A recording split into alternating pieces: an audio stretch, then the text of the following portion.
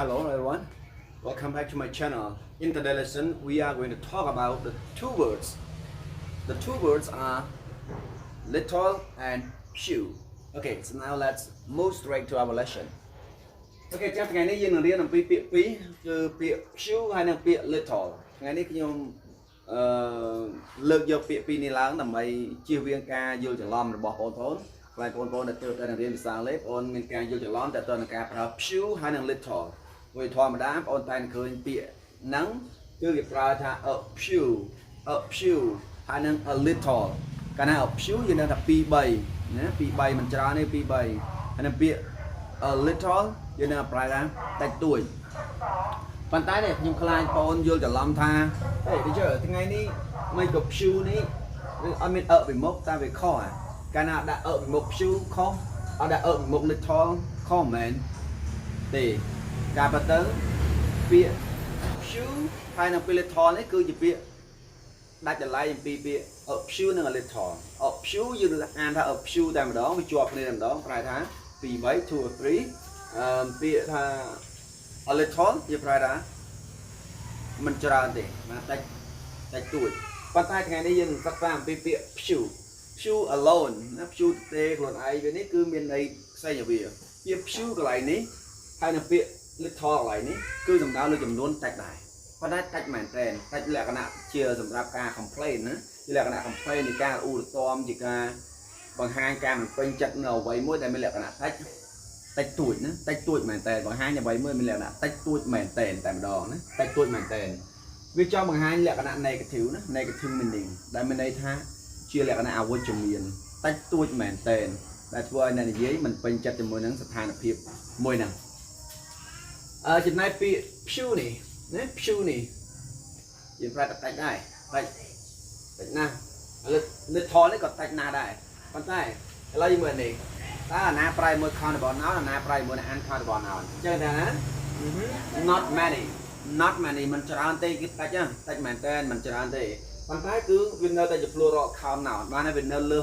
តែលើសពីមួយដដែលវានៅតែជាទម្រង់বহুវចនៈដែរពេលតែនាមប្រើពីក្រោយវាគឺនៅតែមាន s ដដែលបានហើយវាលើសពីមួយវាតិចណាស់តែវាលើសពីមួយណាវាច្រើនជាងមួយហើយពាក្យបន្ទាប់គឺ not much បានមិនច្រើនទេ very in a small amount in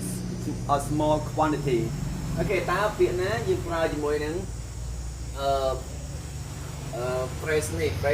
ណា few little ការខាងលើ not many ណា plural count noun តែប្រើ few ឬប្រើ little ចឹងដូចជាមួយនឹងការប្រើ little ហើយនឹង few ដែរ few នេះគឺនៅតែជា plural countable noun ដដែលចឹងនេះគេប្រើ few ហើយពេលនេះគេប្រើ little ចឹងបើនិយាយចំមកពាក្យ few យើងប្រើតិចតួចណាស់ប៉ុន្តែសំដៅលើនាមពហុវចនៈកាលណាប្រើ few នេះយើងបូកមួយ plural noun ហើយ plural noun ក្រោយទៅ time s សំដៅលើចំនួនតិចមែនតែវានៅតែច្រើនជាងមួយទី2គឺពាក្យថា little ទេនេះគឺប្រែថាតិចតួចមែនតើសំដៅលើនាមឬក៏ប្រើជាមួយនឹងនាមរាប់មិនបានតិចតួចមែនតើចំនួនដែលហាក់ដូចអ្នកនិយាយមិនពេញចិត្តជាមួយស្ថានភាពហ្នឹងសំដែងអ្វីមួយដែលមានលក្ខណៈតិចតួចមែនតើតិចតួចស្រួលស្ដាប់មែនតើអូខេឥឡូវយកឧទាហរណ៍ប្រយោគ2នេះប្រយោគ4នេះ I've invited many people but come I've invited many people but come បាទណាខ្ញុំបានអញ្ជើញមនុស្សម្នាជាច្រើនមកចូលរួមក្នុងកម្មវិធីរបស់ខ្ញុំប៉ុន្តែតិចតួចណាស់តែមកតើយើងបានឃើញខ្ញុំបង្កើតថា I've invited 100 people but only 10 or only 30 people come ឃើញទេខ្ញុំអញ្ជើញ100នាក់តែខ្ញុំអញ្ជើញ100នាក់ហើយមាន30មកឬក៏20នាក់មកអញ្ចឹងនេះខ្ញុំចង់និយាយថាមានមនុស្សតិចតួចណាស់តែមកឃើញទេតិចតួចក្នុងបរិមាណ100ហ្នឹងវាអាចជា20ឬក៏30អញ្ចឹង5 10ហ្នឹងគឺច្រើនដែរប៉ុន្តែបើសំដៅប្រៀបធៀបដោយចំនួន100ហ្នឹងគឺវាតិចតួចមែនតើអញ្ចឹងវាខុសពី few ថា2 3នាក់អញ្ចឹង2 3នាក់มันអាចដល់20 30 40ទេมันអាចដល់20 30ឬក៏5ដល់10ទេ2 នាក់គឺនៅតែជាងfew នេះបើទោះបីជា few នេះប្រែថាតិចតួចយ៉ាងណាក៏ដោយតែតិចតួចក្នុងចំណោមច្រើនអញ្ចឹងឡើយនេះ there are I've invited many people but come but come what but few come I've invited many people but few come បើណាខ្ញុំបានអញ្ជើញមនុស្សច្រើនប៉ុន្តែមានតែពីរនាក់ប៉ុណ្ណោះដែលមកឬក៏អាចនិយាយថា I've invited many people but only few come or but only few people come Like there are bathrooms at school we should build more okay? There are bathrooms at school we should build more មានបន្ទប់រៀននៅបានមានបន្ទប់ទឹកនៅសាលាតែទួចមែនតើយើងគួរតែ build more គួរតែសាងសង់បន្ថែមសម្រាប់សិស្សស្រីសិស្សប្រុសឲ្យប្រើប្រាស់ណាអូខេចាំបន្ទប់ទឹកតែទួចដោយសារតែបន្ទប់ទឹកជា countable noun ហើយយើងមាន s នៅខាងចុងឃើញទេជាចំណាំទេពេលមាន s នៅខាងចុង noun នៅខាងក្រោយពាក្យជា quantifier few and little វាមាន s នៅខាងចុងអញ្ចឹងយើងដឹងថាគួរដាក់អីពាក្យនេះគេដាក់ពាក្យថា should dial អញ្ចឹងនៅជា There are few bathrooms at school we should build more There are few bathrooms at school we should build more អញ្ចឹងមានបន្ទប់ទឹកនៅសាលាតិចតួចមែនតើយើងគួរតែសាងសង់បន្ថែមទៀត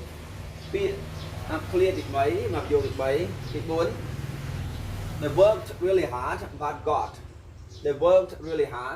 got success They worked really hard but got success អីគេពួកគេប្រឹងប្រែងការយ៉ាងខ្លាំងប៉ុន្តែបានជោគជ័យចង់និយាយឥឡូវនេះបើយើងដាក់មួយណាក៏ប្រែថាតិចតួចដែរចាំពួកគេប្រឹងធ្វើការខ្លាំងប៉ុន្តែបានទទួលបានជោគជ័យតិចតួចមែនតើតើ success យើងប្រែយើងអាចជា countable noun បានទេអាចមើលឃើញទេភាពជោគជ័យនេះ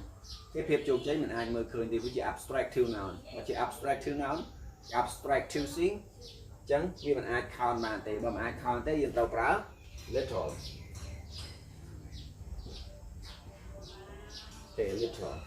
They worked really hard but got little success. បាទពួកគេធ្វើការយ៉ាងខ្លាំងប៉ុន្តែទទួលបានជោគជ័យតិចតួចមែនតើណាជោគជ័យតិចតួចមែនតើដែលបានថាមិនជាទីគប់ប្រសើរមិនជាទីគប់ចិត្តមិនជាទីពេញចិត្តរបស់អ្នកដែលប្រឹងធ្វើការហ្នឹងជាការលក្ខណៈ complain ជាការរੂរទាំនឹងចុងក្រោយ There is sugar in my coffee There is sugar in my coffee Please add more. There is sugar in my coffee. Please add more. ក្នុងនេះយើងដឹងថាបើទោះបីដាក់មួយណាក៏នៅតែប្រែទៅដែរចឹងអាចថា There is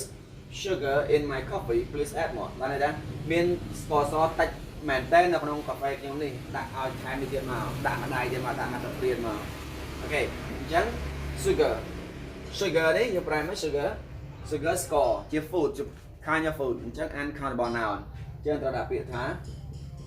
little អូខេអញ្ចឹងចម្លើយគឺទៅជា There is little sugar in my coffee please add more There is little sugar in my coffee please add more អូខេអរគុណច្រើនសម្រាប់មេរៀននេះហើយសង្ឃឹមថាបងប្អូនអាចប្រើប្រាស់ទម្រង់នៃការប្រើ little ហើយនិង few នេះបានត្រឹមត្រូវហើយជៀសវាងការច្រឡំជាមួយនឹងការប្រើ few ហើយនិង little few ឬក៏ few យើងប្រើថា2 3ចំនួនមិនច្រើនទេហើយនឹង little យើងប្រើតិចតួចប៉ុន្តែកាលណាយើងប្រើ few ទេយើងចង់សម្ដៅលើនាមរាប់បានតែចំនួនតិចតួចបំផុតដែលសម្រាប់បង្ហាញការមិនពេញចិត្តសម្រាប់បរិមាណមួយដែលតិចតួចទៅយើងបានថាធ្វើការរទាំចំពោះស្ថានភាពបែបហ្នឹងហើយនឹងពាក្យ little និង little ក៏អញ្ចឹងដែរប្រច្រាស់ជាមួយនឹងពាក្យ few និង few ដោយសារតែវាជា quantifier ដែលប្រើជាមួយនឹង uncountable noun អូខេអរគុណច្រើនហើយសង្ឃឹមថាអ្នកទាំងអស់គ្នានឹងអាចប្រើប្រាស់ក្នុងទម្រង់នេះបានត្រឹមត្រូវហើយបើមានសំណួរមានអី comment below ណាអរគុណច្រើនបាយបាយ